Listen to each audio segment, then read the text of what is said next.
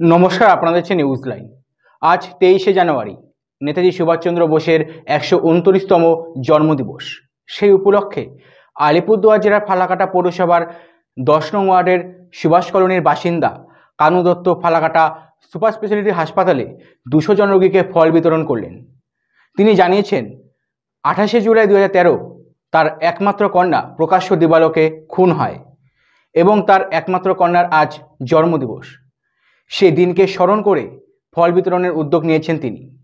প্রতি বছর 23শে জানুয়ারিতে ফল বিতরণের উদ্যোগ নেবেন।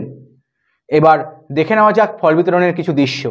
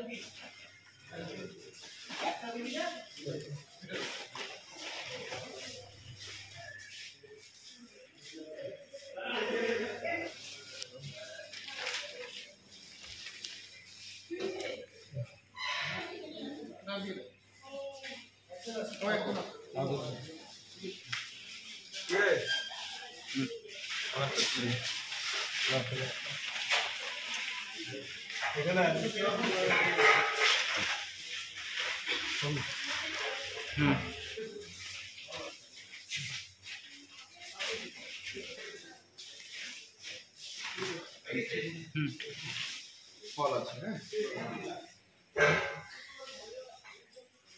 না কোন পিছনে দিয়ে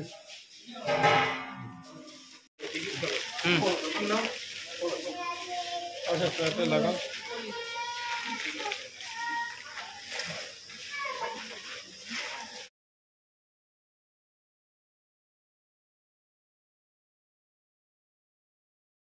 এবার শুনে নেওয়া যাক ফালাকাটা পৌরসভার 10 নম্বর ওয়ার্ডের সুভাষ কলোনির বাসিন্দা কানু দত্ত আমাদের সাংবাদিককে কি বললেন। আপনি যে ফল বিতরণ করেছেন এটা উদ্যোগ কি আপনার? 28শে জুলাই 2013 আমার একমাত্র কন্যা প্রকাশ্য দিবালোকে খুন হয়। তার বিচারের জন্য এই পর্যন্ত লড়াই করে যাচ্ছি। তার 23শে জানুয়ারি তার জন্মদিন, সেই হিসেবে আপনার প্রতি বছর জন্মদিনে আমরা ফল বিতরণ করি।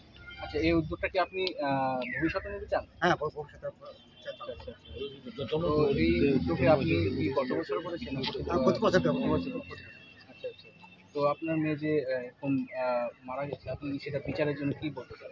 বিচারের জন্য সমস্ত সাক্ষী সাবত থাকা সত্ত্বেও